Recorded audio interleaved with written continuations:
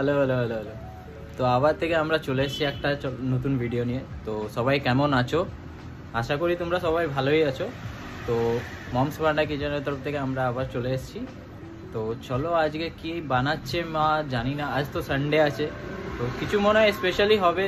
তো চলো দেখি মা কি বানাচ্ছে আজকে। মা বলো। দিয়ে বলো। হ্যালো বন্ধুরা, আপনারা কেমন আছেন? ভালো আছেন তো? Good morning. তা আজকে রেসিপি হচ্ছে চিকেন কারি পাতা দিয়ে একটা নতুন রেসিপি করে নিই, তারপরে বলবো যে কেমন হয়েছে না হয়েছে। তো চলো আজকে কি কি লাগছে কারি পাতা চিকেন দিয়ে, তো দেখা যাক।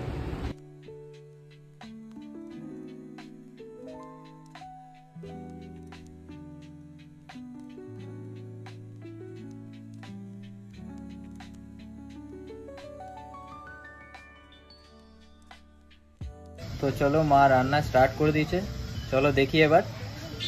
হ্যালো বন্ধুরা, এখন কড়াইয়ে তেল দিয়ে দিয়েছি, সাদা তেল। এই রান্নাটা সাদা তেল দিয়েই হয়।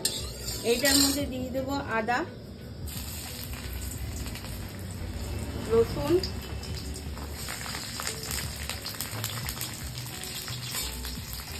পেঁয়াজ,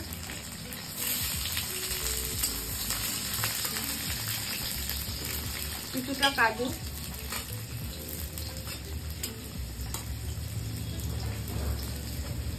কিছু কাঁচা লঙ্কা, গোলমরিচ সব দিয়ে একটু হালকা ফ্রাই করে নেবো। করে এটা ঠান্ডা হতে দেবো, দিয়ে এটাকে পেস্ট করব।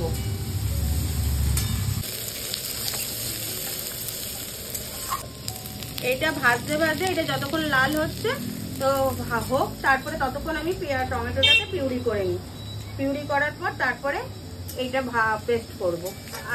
আদা, পেঁয়াজ, কাঁচা লঙ্কা এগুলো দিয়ে, যেগুলো দিয়ে ভাজছি সেগুলো সব পেস্ট করে। পেঁয়াজগুলো ভাজা হয়ে গেছে, এগুলো একটু ঠান্ডা হয়ে গেলে পেস্ট করে নেব। এবার কড়াইতে তেলটা দেওয়া হয়েছে, এবার গরম হয়ে গেছে। এবার মাংসগুলো ফ্রাই করে নেব। মাংসটা দেওয়ার পর কারি পাতাগুলো দিয়ে দিলাম।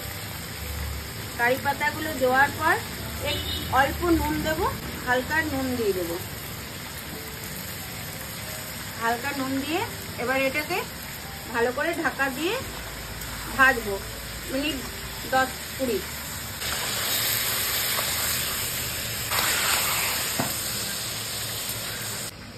এর মধ্যে মিক্সির মধ্যে সব মশলাগুলো দিয়ে দিচ্ছি। এরপর এর মধ্যে ধনের গুঁড়ো দিয়ে দিচ্ছি, 1.5 চামচের মতন ধনের গুঁড়ো, 2 চামচের মতন লঙ্কার গুঁড়ো দিয়ে এটাকে পেস্ট করে নেব। আমার মা মাঝে সাঝে ক্যামেরার সামনে লজ্জা পেয়ে যায়, তাই একটু মাঝে মাঝে একটু এসে পেলে আর কি বলতে হয়, একটু লজ্জা পায়। ফার্স্ট টাইম তো হয় এইগুলো। তো ঠিক আছে, চলো আস্তে আস্তে মাও এক্সপার্ট হয়ে যাবে।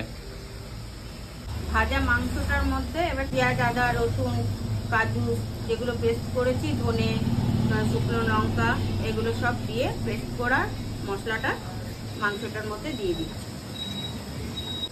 মশলাটা দেওয়ার পর স্বাদ মতন এবার নুন দিয়ে, আগেতে অল্প নুন দিয়েছি, এরপর স্বাদ মতন একটু নুন দিয়ে দিলাম। মশলাটা দিয়ে কিছুক্ষণ নাড়ার পর টমেটো পিউরিটা দিয়ে দেবো। টমেটো পিউরিটা দেওয়ার কাঁচা গন্ধটা চলে যাওয়ার পর হালকা গরম জল দিয়ে মাখা মাখা করে নামিয়ে নেব। এটা বেশি পরোটা, ফ্রাইড রাইসের সাথেই বেশি ভালো লাগে, লুচি।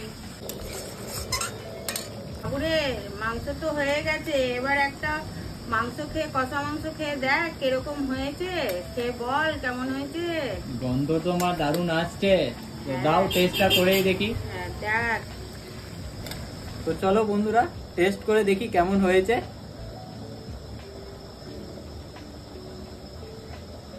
ভালোই গরম আছে।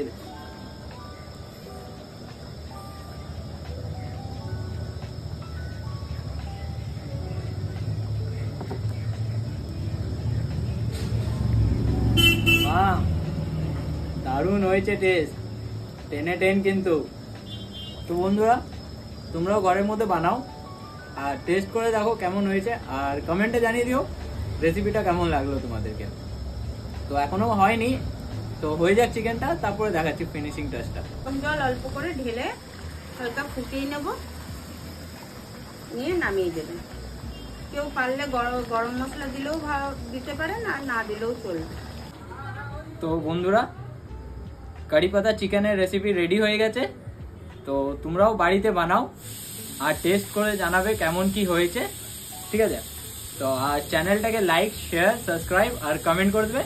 আর ইনস্টাগ্রামের মধ্যে ফলো করতে ভুলবে না, ইনস্টাগ্রামের মধ্যে ফলো করে নেবে, মমস পান্ডা কিচেন বলে আছে। তো চলো, আবার পরবর্তীকালে আবার আরেকটা নতুন ভিডিও নিয়ে আমরা আবার আসবো। তো কালকে আবার নতুন একটা রেসিপি নিয়ে চলে আসবো। Thank you, tata.